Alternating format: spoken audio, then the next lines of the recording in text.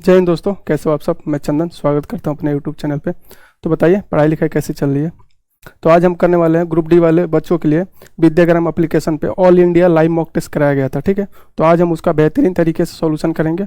तो चलिए हम बिना टाइम वेस्ट करते हुए देखते हैं हमारा पहला क्वेश्चन क्या है।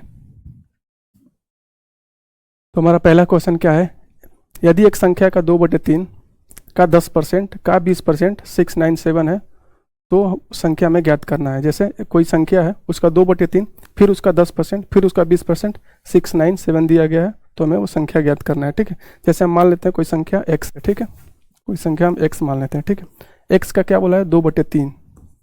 ठीक है, आगे अगला लाइन क्या है, 2/3 का 10%। 10% का फ्रैक्शन वैल्यू क्या होगा 1/10। ठीक है, उसके बाद क्या बोला है 10% का 20%। 20% का फ्रैक्शन वैल्यू क्या होगा 1/5। कितना दिया है 697 दिया है। ठीक है, इससे हम काटते हैं हमारा उत्तर आ जाएगा। जैसे 2 से काट लेते हैं इसे 5 बार में। ठीक है, तो x बराबर हमारा क्या आएगा 3 × 5 × 5 × 697। ठीक है, आप इतना बड़ा कैलकुलेशन करेंगे आपको बहुत ज़्यादा टाइम लगेगा। ठीक है, तो हम क्या करेंगे यूनिट डिजिट देखेंगे हमारा क्या आएगा। यूनिट डिजिट जाहिर सी बात है कि कोई इवन नंबर नहीं है, तो 5 से मल्टीप्लाई करेंगे तो 5 × 15 और 5 × 5 = 25, 5 × 7 = 35। तो यूनिट डिजिट हमारा क्या आना चाहिए 5 आना चाहिए। ठीक है, तो यहाँ यूनिट डिजिट क्या है 0 है, यहाँ यूनिट डिजिट 0 है, यहाँ यूनिट डिजिट 5 है, हमारा उत्तर होगा। यहाँ यूनिट डिजिट क्या है 0 है, तो हमारा उत्तर नहीं होगा। ठीक है, समझ में आ गया आपको, हमें कैलकुलेट नहीं करना है। ठीक है, एग्जाम में। चलिए अब नेक्स्ट क्वेश्चन पर चलते हैं। नेक्स्ट क्वेश्चन हमारा क्या है, ए बी और सी क्रमशः 3, 12 और 4 दिनों में एक काम को पूरा कर सकते हैं। ठीक है, एक साथ काम करते हुए वो 2 गुना कार्य करने में कितना समय लेंगे, हमें ये पूछा है। ठीक है, जैसे ए है, बी है और सी है। ठीक है, ए बी सी क्रमशः 3, 12 और 4 दिन में काम को करते हैं। ठीक है, 3, 12 और 4 कैल्शियम क्या हो जाएगा 12 हो जाएगा। ठीक है, ये हमारा क्या हो गया, ये हमारा टोटल वर्क हो गया। ठीक है, 3 चौके 12, 12 एकम 12, 4 3 12। ठीक है, ये हमारा क्या हो गया, ये हमारा इफिशियंसी हो गया। ठीक है, यहाँ तक आपको समझ में आ गया। ठीक है, देखिए अगला लाइन क्या बोला है, वो एक साथ काम करते हुए दुगुना कार्य को पूरा करने में कितना समय लेंगे। ठीक है, क्या बोला है टोटल वर्क का दुगुना, इसका हम दुगुना करेंगे तो कितना होगा 24 यूनिट वर्क हो जाएगा। ठीक है, अब क्या बोला एक साथ करते हुए, तो 4 3 7 1 8, इनकी इफिशियंसी कितनी है, ए बी सी तीनों का इफिशियंसी मिला है कितना हुआ 8, तो 8 3 का 24। ठीक है, 3 दिन में करेंगे। 3 डेज कहाँ है, ऑप्शन नंबर बी हमारा सही उत्तर हो जाएगा। ठीक है, यहाँ तक समझ में आ गया आपको। चलिए अब नेक्स्ट क्वेश्चन पर चलते हैं। यदि 30 कुर्सियों का क्रय मूल्य 40 कुर्सियों का विक्रय मूल्य के बराबर है तो हानि परसेंट हमें निकालना है। ठीक है, क्या बोला है 30 कुर्सियों का CP = 40 कुर्सियों का SP के बराबर है। ठीक है, अब इसे हम कैलकुलेट करेंगे, 1 0 से 1 0 काट देंगे तो क्या हो जाएगा CP/SP। ठीक है, तो CP क्या हो जाएगा 4, SP क्या हो जाएगा 3। 4 की वस्तु 3 में बेच रहा है। ठीक है, तो 1/4 का लॉस हो रहा है। ठीक है, तो 1/4 का फ्रैक्शन वैल्यू क्या होता है 25%। ठीक है, 25% होगा। ऑप्शन नंबर सी हमारा सही उत्तर हो जाएगा। ठीक है, यहाँ तक समझ में आ गया आपको। चलिए अब नेक्स्ट क्वेश्चन पर चलते हैं। एक टाइपिस्ट 2 पेज टाइप करने में 40 मिनट लेता है। ठीक है, वो 60 मिनट में कितने पेज टाइप करेगा। ठीक है, क्या बोला है कि एक टाइपिस्ट 2 पेज टाइप करने में कितने मिनट ले रहा है 40 मिनट ले रहा है। ठीक है, कितने मिनट ले रहा है 40 मिनट, मतलब 2 पेज टाइप करने में कितने मिनट ले रहा है 40 मिनट। ठीक है, तो जाहिर सी बात है कि एक पेज टाइप करने में कितना मिनट लेगा, एक पेज टाइप करने में कितना मिनट लेगा 20 मिनट।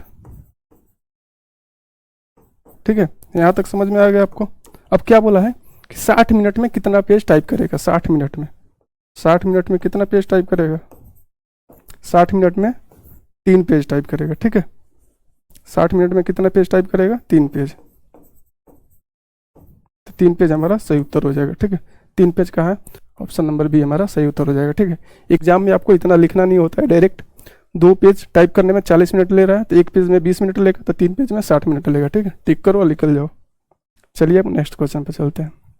एक डीलर ने 391 में एक सेलिंग फैन खरीदा। ठीक है, इसके अंकित मूल्य पर 31% की छूट देने के बाद वो 68% का लाभ कमाता है। ठीक है, तो सेलिंग का अंकित मूल्य हमें निकालना है। क्या बोला है, एक डीलर 391 में एक सेलिंग फैन खरीदता है। ठीक है, इसके अंकित मूल्य पर 31% छूट देने के बाद वो अभी 68% का लाभ कमाता है। ठीक है, तो एक फार्मूला होता है MP upon CP equal to 100 plus minus profit loss का परसेंट बटा में 100 माइनस डिस्काउंट परसेंट। ठीक है, अब क्या दिया है, MP हमें निकालना है। ठीक है, CP हमारा कितना दिया है, 391। ठीक है, अब क्या बोला है कि 31% छूट देने के बाद 68% का लाभ होता है। ठीक है, तो 100 में 68 जोड़ेंगे तो क्या होगा, 168% का लाभ हो रहा है। ठीक है, और 31% का छूट दे रहा है। ठीक है, तो 100 से 31 घटाएंगे तो कितना आएगा, 69 आएगा। ठीक है, अब इसे हम काटेंगे, हमारा उत्तर आ जाएगा। 3 से काट लेते हैं, 3 दूनी 6, 3 तिरिका 9, 3 5 15, 3 6 18। ठीक है, अब 23 से इसको काटते हैं, 23 से कम 23 और 7 तिरिका 21, 17 बार में पूरा पूरा कट जाएगा। तो MP बराबर क्या हो जाएगा, 17 इंटू 56। ठीक है, यूनिट डिजिट देखते हैं, 7 6 42। ठीक है, लास्ट में 2, यूनिट डिजिट हमारा 2 आना चाहिए। ठीक है, 2 यहाँ पे है, यहाँ पे नहीं है तो ये हमारा उत्तर नहीं होगा, यहाँ भी नहीं है तो ये हमारा उत्तर नहीं होगा। ठीक है, यहाँ है, 2 ऑप्शन में 2 यूनिट डिजिट है। ठीक है, अब क्या करेंगे, अब इसे मल्टीप्लाई करते हैं, 17 छक्का 102। ठीक है, तो 2 और हाथ में कितना आ जाएगा, 10, तो 17 पचे 85, 10 95। ठीक है, तो MP बराबर कितना हो जाएगा, MP बराबर 952। 952 ऑप्शन नंबर ये हमारा सही उत्तर हो जाएगा। ठीक है, यहाँ तक समझ आ गया। चलिए अब नेक्स्ट क्वेश्चन पे चलते हैं। जोड़ी बिलिया 27,650 में खरीदी जाती है। ठीक है, और 5% का लाभ पर बेचा जाता है। ठीक है, तो लाभ ज्ञात कीजिए। ठीक है, लाभ हमसे पूछ रहा है। ठीक है, क्वेश्चन में क्या दिया है, क्वेश्चन में दिया है कि एक जोड़ी बिलिया 27,650 में खरीदी जाती है और 5% के लाभ पे बेचा जाता है। ठीक है, तो हमें कितना लाभ हो रहा है हमसे ये पूछा है। ठीक है, 27,650 में खरीदी जाती है। ठीक है, और 5% का लाभ पे बेचा जाता है। ठीक है, तो 5 बटे में 100। ठीक है, 1 0 से 1 0 काट लेते हैं और 5 से इसको हम 2 बार में काट लेते हैं। ठीक है, अब 2 से इसे काटते हैं। ठीक है, तो 2 कम 2, 2 3 6 और कितना 16 8 4.5। ठीक है, 1,384 रुपया, 1,384 रुपया कहाँ है, 1,383 रुपया है। तो ऑप्शन नंबर डी हमारा सही उत्तर हो जाएगा, क्योंकि क्या बोला है, निकटतम पूर्णांक बोला है, तो ऑप्शन नंबर डी हमारा सही उत्तर हो जाएगा। ठीक है, समझ में आ गया आपको। चलिए हम नेक्स्ट क्वेश्चन पर चलते हैं।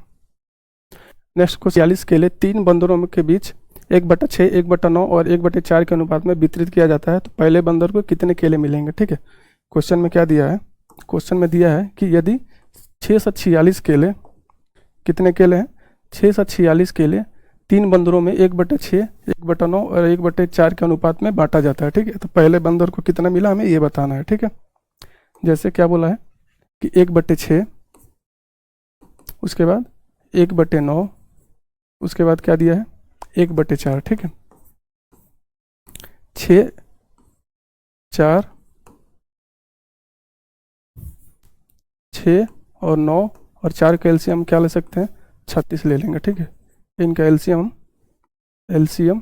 36 ले लेते हैं। ठीक है, तो 36 से मल्टीप्लाई कर लेते हैं। ठीक है, यहाँ तक समझ में आ गया आपको। जैसे 9 6 6 36। ठीक है, 6 आ गया यहाँ से, 9 चौके 36 4 और 9 चौके 36, तो 9 आ गया। ठीक है, अब क्या बोला है कि पहले बंदर को कितना मिला है। ठीक है, ये टोटल कितने यूनिट है, 6 4 10 1 19 यूनिट है। ठीक है, 19 यूनिट है, 19 यूनिट का वैल्यू कितना दिया है, 646। ठीक है, 19 से काटते हैं तो 1 यूनिट का वैल्यू कितना आ जाएगा, 1 यूनिट का वैल्यू कितना आ जाएगा, 19 तिया 57 और 19 चौका 76। ठीक है, 1 यूनिट का मान कितना आ गया, 34 आ गया। ठीक है, अब क्या बोला है कि हमें पहले बंदर का निकालना है, तो 6 यूनिट का मान हमें निकालना है।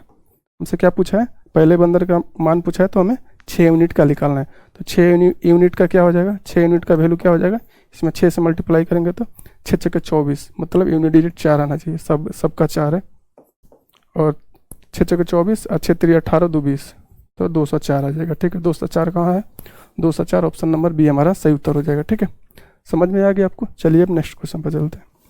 नेक्स्ट क्वेश्चन क्या है, निम्नलिखित में से कौन सा अनुपात 5:3 के तुल्य है, ठीक है। 5 और 3 के अनुपात में कौन सा है, तो यही हमारा ऑप्शन 5 और 3 के अनुपात में है, ठीक है। तो ऑप्शन नंबर बी हमारा सही उत्तर हो जाएगा, ठीक है। चलिए हम नेक्स्ट क्वेश्चन पर चलते हैं। एक समबाहु त्रिभुज का क्षेत्रफल 16√3 सेंटीमीटर स्क्वायर है, तो इसकी परिधि हमें निकालना है, ठीक है। क्या दिया है, क्वेश्चन में दिया है कि यदि एक समबाहु त्रिभुज का क्षेत्रफल कितना दिया है, 16√3 सेंटीमीटर स्क्वायर दिया है, ठीक है। तो इसका हमें परिधि बताना है। तो समबाहु त्रिभुज का क्षेत्रफल क्या होता है, √3/4a², ठीक है। क्या दिया है, क्षेत्रफल हमारा 16√3 दिया है, ठीक है। यहाँ से हम √3 से √3 काट लेते हैं, ठीक है। तो 16 चौके 64, तो मतलब a² बराबर कितना आ गया, 64 आ गया, ठीक है। तो a बराबर कितना आ जाएगा, 8, क्योंकि 8 का स्क्वायर है, तो a बराबर हमारा 8 आ गया, ठीक है। अब क्या बोला है, परिधि बताना है। तो परिधि क्या होता है, 3a होता है, ठीक है। तो 3 × 8 तो कितना हो जाएगा, 24।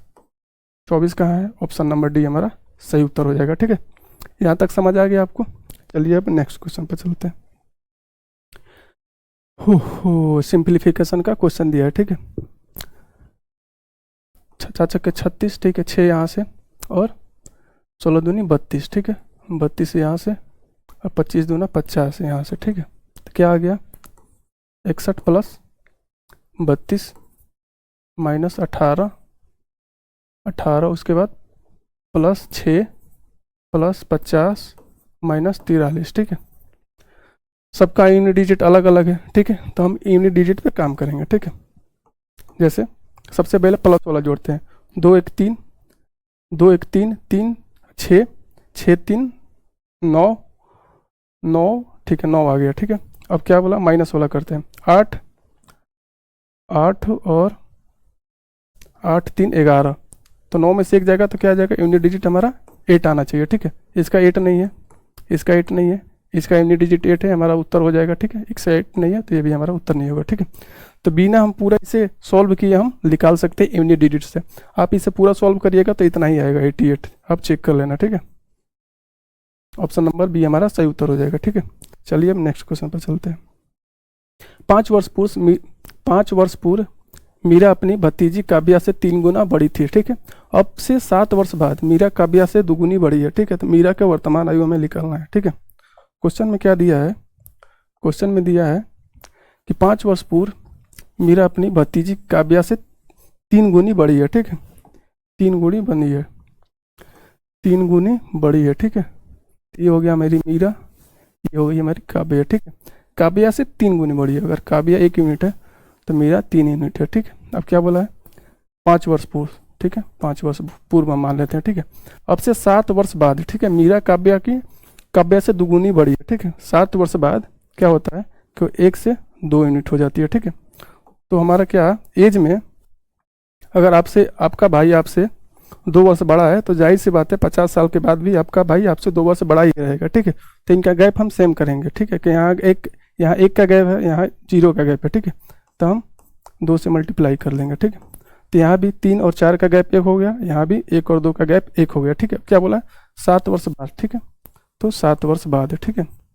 तो क्या 1 यूनिट का मान, यहाँ 1 यूनिट का मान कितना है, 1 यूनिट का मान 7 5 12,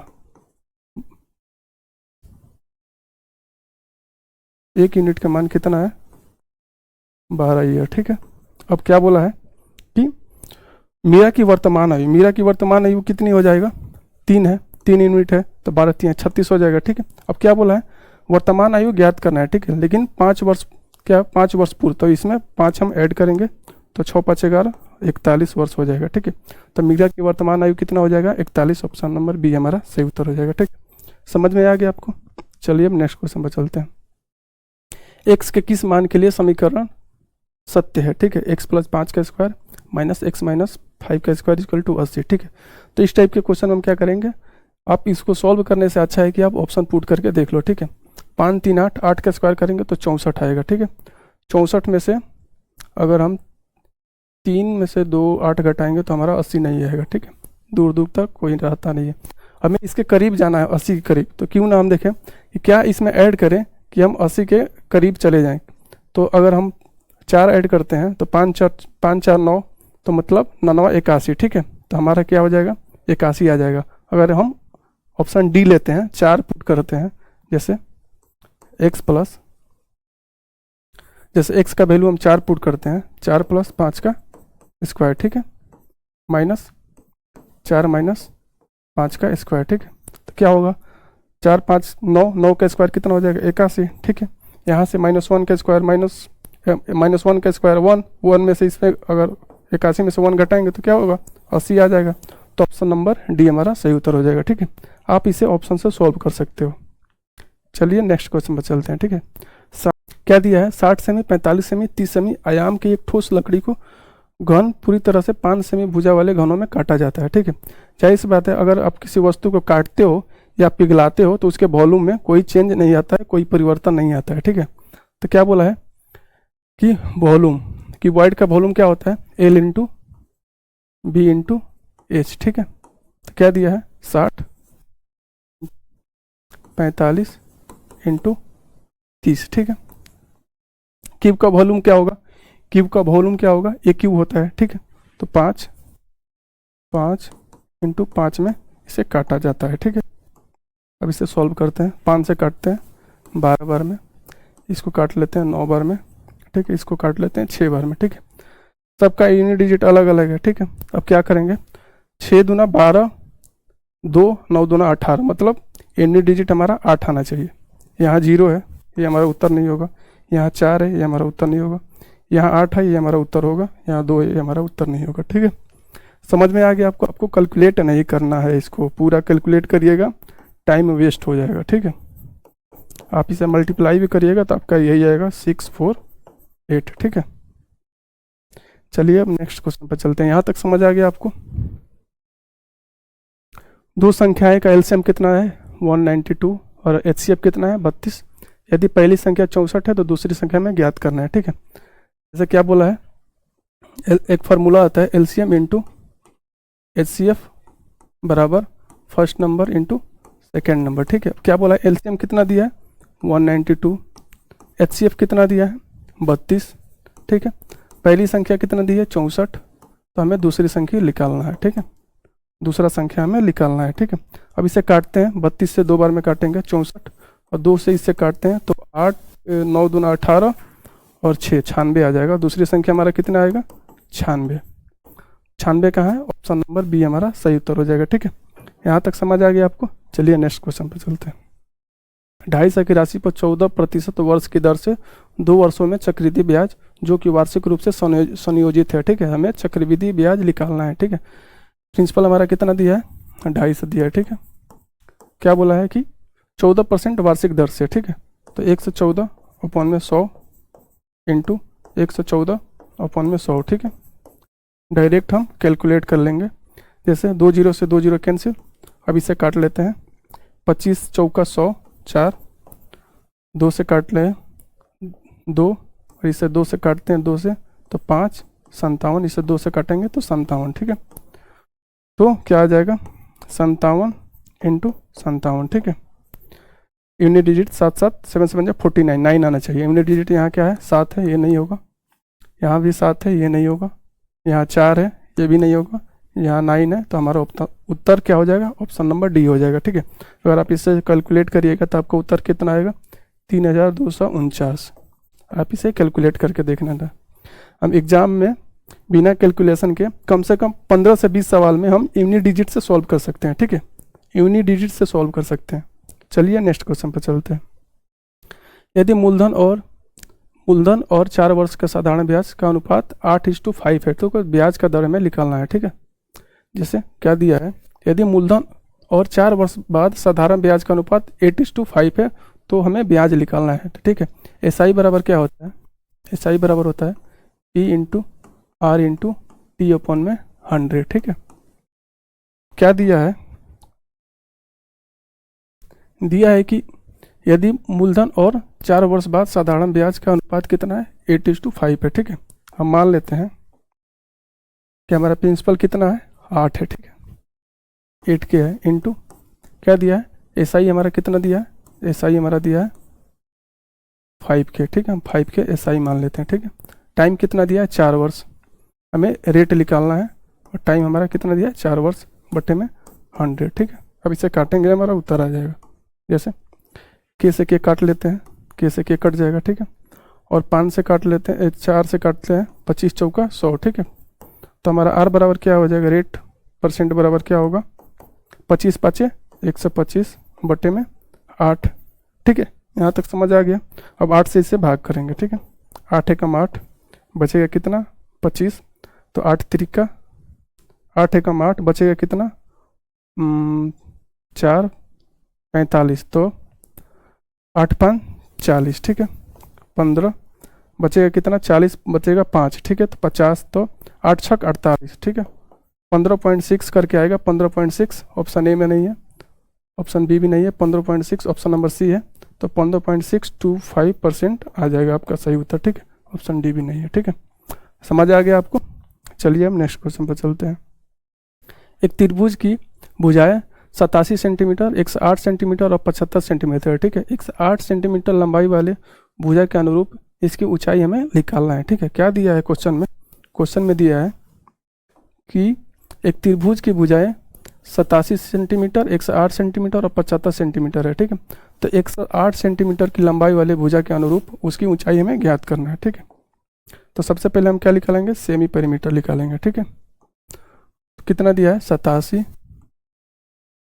और 108 और क्या है आगे 75, ठीक है।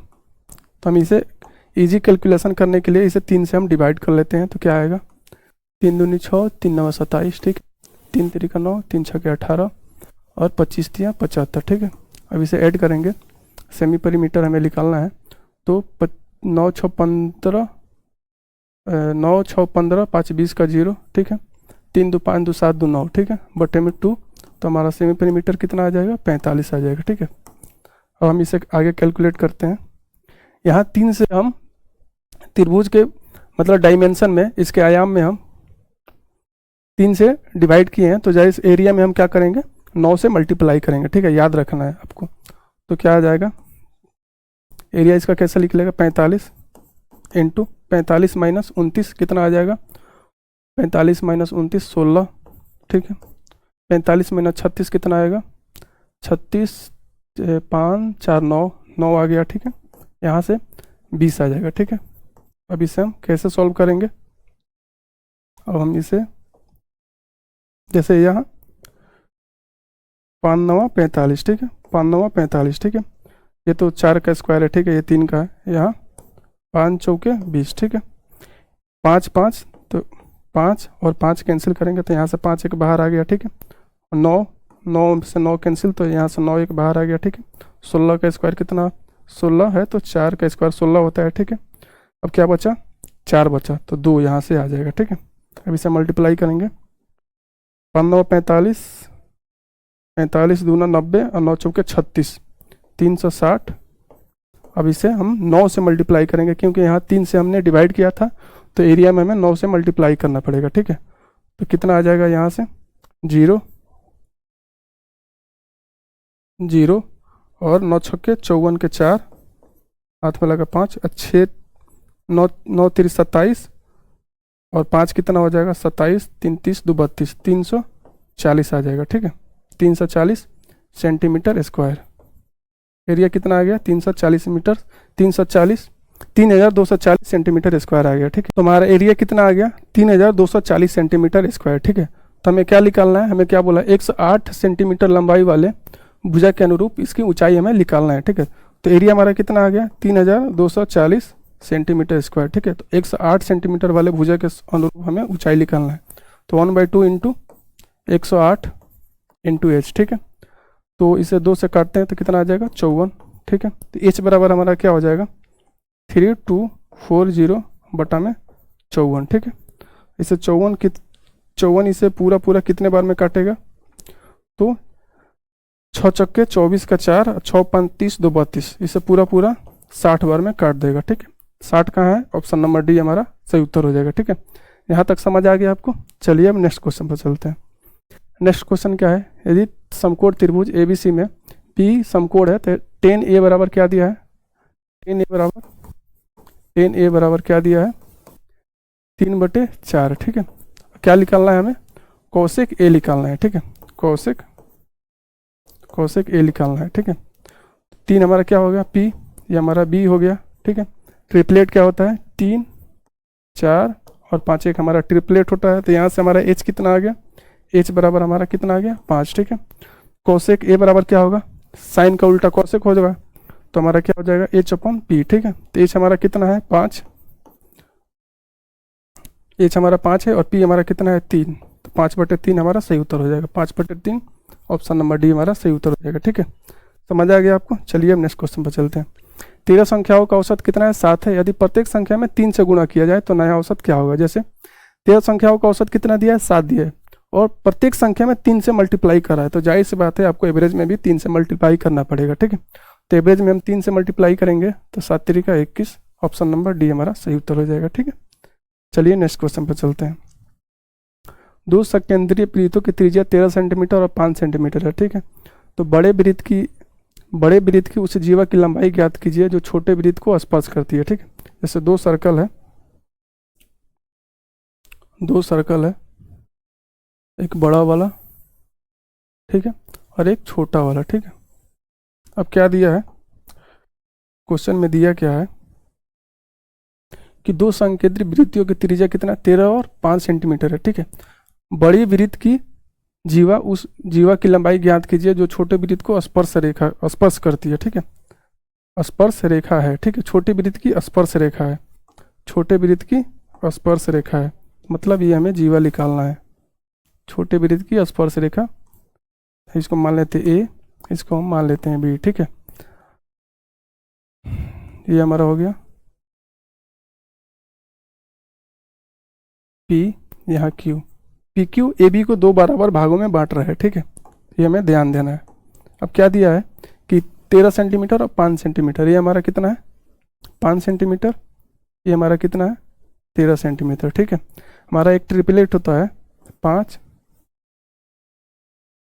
5 12 और 13 का ट्रिपलेट होता है, ठीक है।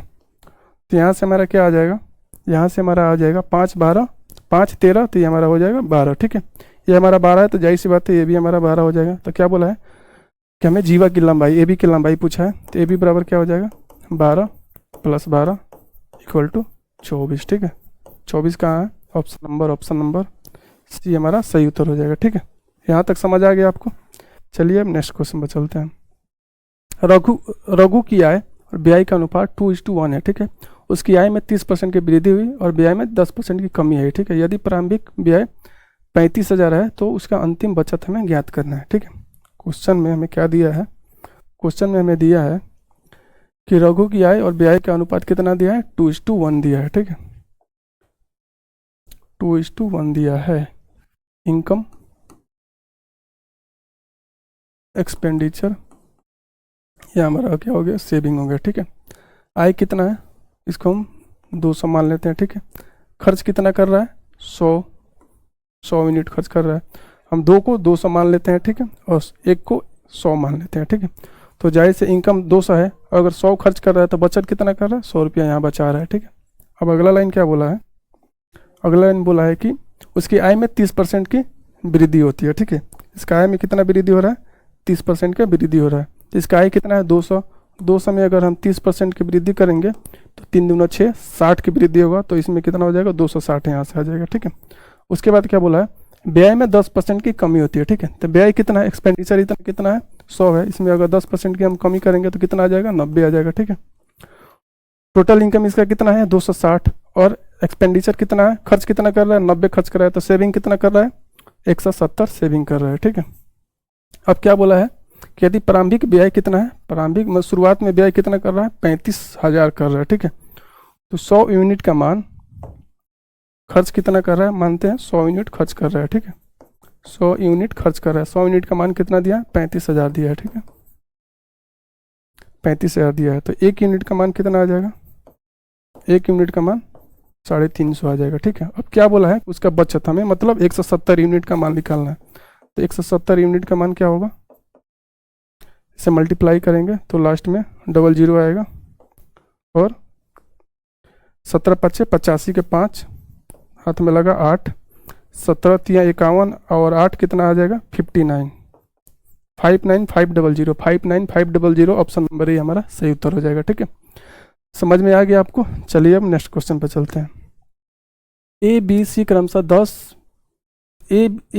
क्रमशः 12, 10 और 9 महीने के लिए 5, 7 और 8 के अनुपात में पूंजी निवेश किया। ठीक है, यदि कुल लाभ 202,000 है तो बी का हमें हिस्सा निकालना है। ठीक है, जैसे क्या दिया है क्वेश्चन में, क्वेश्चन में हमें दिया है कि ए बी सी क्रमशः 12, 10, 9 महीने के लिए 5, 7 और 8 के अनुपात में पूंजी निवेश करता है। ठीक है, कितने के अनुपात में निवेश करता है, ये मान लेते हैं हमारा ए है कोई, ये हमारा बी हो गया, ये हमारा सी हो गया। ठीक है, 12 कितने महीने के लिए, 12 महीने के लिए कितना 5 रेशियो, और उसके बाद क्या बोला है 10 महीने के लिए 7 यूनिट करता है। ठीक है, और क्या बोलता है 9 महीने के लिए 8 यूनिट करता है। ठीक है, निवेश करता है। ठीक है, यहाँ तक आपको समझ आ गया, यहाँ तक कोई दिक्कत नहीं है।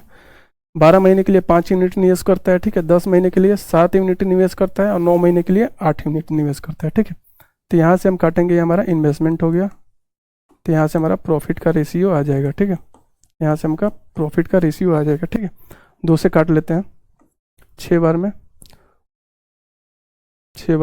5 बार और 4 बार। ठीक है, तो हमारा प्रॉफिट का रेशियो कितना आ गया, प्रॉफिट का रेशियो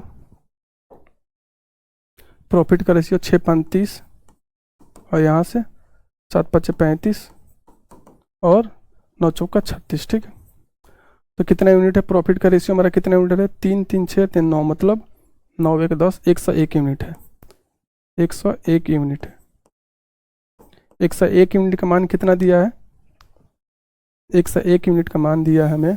कुल लाभ कितना दिया है, कितना प्रॉफिट हो रहा है हमें, 101 यूनिट प्रॉफिट हो रहा है। ठीक है, यहाँ कुल लाभ कितना दिया है 202,000। ठीक है, हमें क्या निकालना है, हमें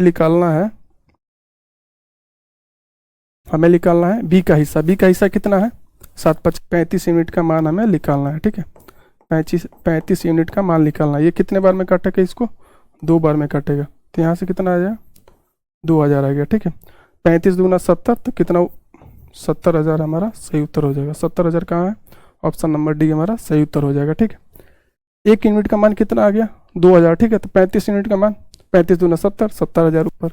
ठीक है, 70,000 हमारा सही उत्तर हो जाएगा। चलिए अब नेक्स्ट क्वेश्चन में चलते हैं। माध्यिका और माध्य के गुणनफल का वर्ग ज्ञात कीजिए। दिया गया कि बहुलक 3 है और माध्य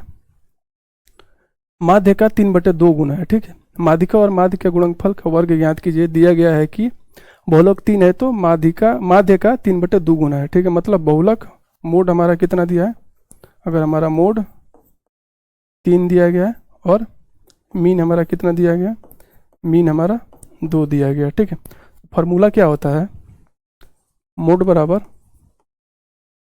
3 मीडियन -2 मीन। इसी फार्मूला पे हम वैल्यू पुट करेंगे, हमारा उत्तर आ जाएगा। जैसे क्या बोला है, मोड हमारा कितना है 3 है। ठीक है, आगे क्या बोला है 3 मीडियन हमें निकालना है, 3 मीडियन। क्या बोला है 2 मीन, 2 का मीन का वैल्यू कितना दिया है 2 यूनिट दिया है। ठीक है, 2 यूनिट तो 2 2 4 यूनिट हो जाएगा, 4 मीन। ठीक है, तो यहाँ 3 मीडियम, 3 मीडियम बराबर क्या हो जाएगा, मीडियन बराबर क्या हो जाएगा, ये अगर इधर आएगा तो कितना 4 3 -4 इधर क्या हो जाएगा 7, तो क्या आ जाएगा 7/3 यूनिट आ जाएगा। ठीक है, मीडियन हमारा कितना आ जाएगा 7/3। अब क्या बोला है कि माध्यिका और माध्य का गुणनफल का वर्ग, मीडियन और मीन का गुणनफल का वर्ग हमें निकालना है। ठीक है, अगर हम इससे गुणनफल का इसका वर्ग निकालते हैं तो 7/3 मीडियन इंटू मीन कितना है हमारा 2, माध्यिका कितना है हमारा, मोड कितना है, क्या बोला है माध्यिका और माध्य का गुणनफल। माध्यिका हमारा कितना आ गया, माध्यिका हमारा 7/3 यूनिट आ गया। ठीक है, और माध्य हमारा कितना है 2 यूनिट। ठीक है, तो 7 दूना 14/3 का हमें स्क्वायर करना है, तो कितना आ जाएगा 7 दूना 14/3 का 14 का स्क्वायर कितना होगा 196 बटे में 9, 9 से इसे डिवाइड करते हैं तो 9 दूनी 18, बचेगा कितना 9 दूनी 18 9 एकम 9, तो 21 सही 7/9 आपका सही उत्तर हो जाएगा। ठीक है, 21 सही 7/9 कहाँ है? ऑप्शन नंबर ए हमारा सही उत्तर हो जाएगा। ठीक है, समझ आ गया आपको? चलिए अब नेक्स्ट क्वेश्चन पर चलते हैं। दो उम्मीदवारों के एक साथ चुनाव हुआ। ठीक है, पंजीकृत मतदाताओं ने 8% ने मतदान नहीं किया और 120 ने खाली मत जमा कर दिया। ठीक है, इस लाइन पे हमें गौर करना है। ठीक है, क्या बोला है कि और 120 मतदाताओं ने खाली मत जमा कर दिया। ठीक है, डाले गए मतों में से विजयी उम्मीदवार को सभी पंजीकृत मतदाताओं में से 48% का समर्थन मिला और दूसरे उम्मीदवार को तुलना में 780 अधिक मत प्राप्त किए। कुल मतदाताओं की संख्या में निकालना है। ठीक है, क्वेश्चन में क्या दिया है, मानते हैं हम टोटल वोट हमारा कितना है? 100। टोटल वेट हम मान लेते हैं, टोटल वोट 100 मान लेते हैं। ठीक है, अब क्या बोला है कि 8% ने मतदान नहीं किया। ठीक है, इसमें से 8% नहीं किया तो मतलब 92% ने किया। ठीक है, अगला लाइन क्या है, विजयी उम्मीदवार को पंजीकृत मतदाताओं में से 68% का समर्थन मिला। ठीक है, अगर इसमें से इसको 48% का समर्थन मिला, 48% इसको मिल गया तो कितना बचा? 8 4 12 मतलब 44% बचा। ठीक है, अब क्या बोला है कि उम्मीदवार की तुलना में 700 अधिक अंक प्राप्त किए। ठीक है, 780 अंक अधिक प्राप्त किए। 780 अंक मतलब 4 यूनिट का मान, 4 यूनिट का मान कितना दिया है?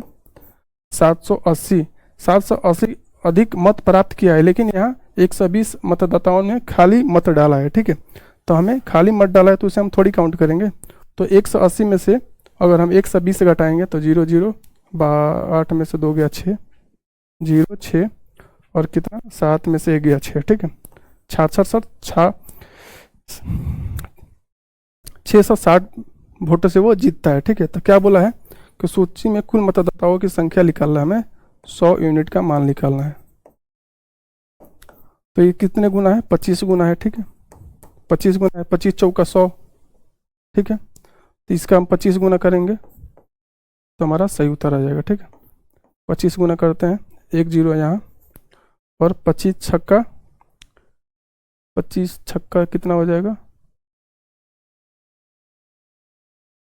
25 छक्का 150 मतलब 0 एक और आएगा, हाथ में 15, 25 छक्का 150 और 65 16,500 ऑप्शन नंबर बी हमारा सही उत्तर हो जाएगा। ठीक है, 25 छक्का 150, 1 0 आएगा, 25 छक्का 150 का 0 हाथ में लाएगा 15, 25 छक्का 150 प्लस 15 65 मतलब 16,500 हमारा सही उत्तर हो जाएगा। 16,500 ऑप्शन नंबर बी हमारा सही उत्तर हो जाएगा। ठीक है, चलिए नेक्स्ट क्वेश्चन पर चलते हैं। ए और बी एक साथ काम करते हुए एक कार्य को 2 दिन में पूरा कर सकते हैं। ठीक है, बी अकेले उसी कार्य को 4 दिन में पूरा कर सकता है। ए अकेले दुगने कार्य को पूरा करने में कितना समय लेगा? ठीक है, क्वेश्चन में हमें ये दिया है कि ए और बी एक काम को 2 दिन और ए और बी एक साथ काम करके 2 दिन में पूरा कर सकते हैं। ठीक है, बी अकेले उसी कार्य को कितने दिन में? 4 दिन में पूरा कर सकता है। ए और बी एक काम को कितने दिन में पूरा कर रहे हैं? 2 दिन में कर रहे हैं। ए प्लस बी काम को कितने दिन में कर रहे हैं? 2 दिन में कर रहे हैं। ठीक है, और बी इसी काम को कितने दिन में कर दे रहा है? 4 दिन में कर रहा है। इनका एलसीएम लेंगे, 4 दिन, टोटल वर्क हम मान लेते हैं 4 हो गया। ठीक है, तो 2 दूना 4, 4 एकम 4, ये हमारा क्या होगा? एफिशिएंसी हो जाएगा। ठीक है, अब आगे क्या बोला है? ये अकेले दुगुना कार्य को पूरा करने में कितना समय लेगा? दुगुना कार्य मतलब इसका हमें दुगुना करना पड़ेगा। टोटल वर्क कितना है? 4 यूनिट। 4 यूनिट का दुगुना करेंगे हम तो कितना आ जाएगा? 8 यूनिट आएगा। 8 यूनिट काम कौन करेगा? ए करेगा। ए का एफिशिएंसी कितना है? बी का एफिशिएंसी 1 है, तो ए का एफिशिएंसी कितना हो जाएगा? 1 हो जाएगा। तो 8/1 तो हमारा 8 दिन में करेगा। ये अकेले दुगुना कार्य को कितने दिन में करेगा? 8 दिन में करेगा। ठीक है, अगर आप चाहते हैं ना ग्रुप डी में सिलेक्शन लेना, तभी तो ज़्यादा टाइम बचा नहीं है, तो ज़्यादा से ज़्यादा मॉक लगाइए। जितना ज़्यादा मॉक लगेगा ना उतना आपका स्कोर इंक्रीज होगा। मॉक लगाइए और जो भी क्वेश्चन गलत हो रहा है, जिस टॉपिक से गलत हो रहा है उस टॉपिक पे काम करिए, ठीक है, उसको अच्छे से एनालाइज करिए मॉक देने के बाद और उस टॉपिक पे काम करिए और ज़्यादा से ज़्यादा प्रीवियस ईयर मॉक टेस्ट लगाइए, क्वेश्चन प्रैक्टिस करिए, आपका स्कोर बूस्ट हो जाएगा। ठीक है, चलिए अब नेक्स्ट क्वेश्चन पर चलते हैं। सारे क्वेश्चन खत्म हो गए। ठीक है, तो सारे क्वेश्चन हमने बेहतरीन तरीके से सॉल्व किया, बेहतरीन अप्रोच के साथ सॉल्व किया। आपने देखा होगा कि हम बहुत कम कैलकुलेशन किया हमने, यूनिट डिजिट, लास्ट डिजिट, डिजिबिलिटी से हम क्वेश्चन ज़्यादातर क्वेश्चन सॉल्व कर लेते हैं, ठीक है। तो अगर आपको वीडियो पसंद आती है तो हमारे चैनल को सब्सक्राइब करें, लाइक करें और ज़्यादा से ज़्यादा शेयर करें, ठीक है। तो हम फिर मिलेंगे नेक्स्ट सेशन में। तो आज के लिए इतना ही। जय हिंद, जय भारत, ठीक है। धन्यवाद।